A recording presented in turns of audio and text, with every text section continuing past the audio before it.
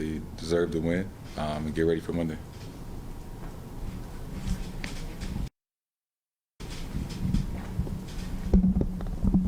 Even though most of the game was a struggle in the fourth quarter, the bench unit had 36 points and actually played pretty well.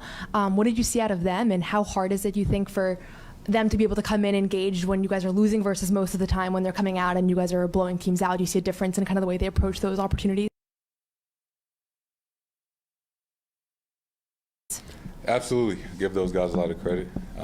They stay ready whenever their opportunity and number is called. And, even nights when the game is kind of, slipping away from us, they still came in and gave maximum effort. So, it was really good to see that. Jason, Joe's talked a lot about attacking switching this year. You guys have made progress with that, especially after that Warriors loss. What were they doing defensively that kind of stalled some of the passing and ways you've attacked switching before?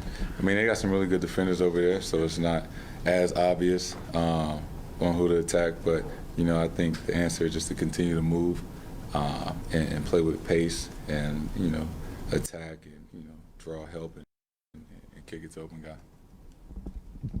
They were good at disrupting passing lanes, just kind of throwing. Joe said they really threw off your timing moving the ball. So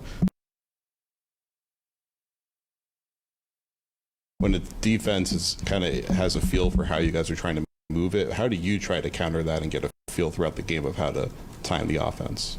Yeah, I think we just can't be predictable. You have to be decisive, right, and try to manipulate. The defense. They have schemes. They're well coached. They got good players over there. So, you gotta throw counter punches at them and make adjustments throughout the game. Jason, you had that moment. You got an ovation from the fans when they said on the jumbotron that you were named to the All-Star team. Can you talk about that moment and what that relationship with the Garden crowd feels like? That was great. Very special. Sure, a lot of the people in there voted for me to help make that happen. So, it's a cool moment that just kind of showed my appreciation, that I was really grateful for that moment and, thankful for the fans. You mentioned the difference between the Heat game and this game tonight. Porzingis was a huge part of the offense in the Heat game. How do you guys adjust to not having him on the floor as sort of that release valve? And it felt like the ball was stopping a bit more tonight. How do you change when he's out?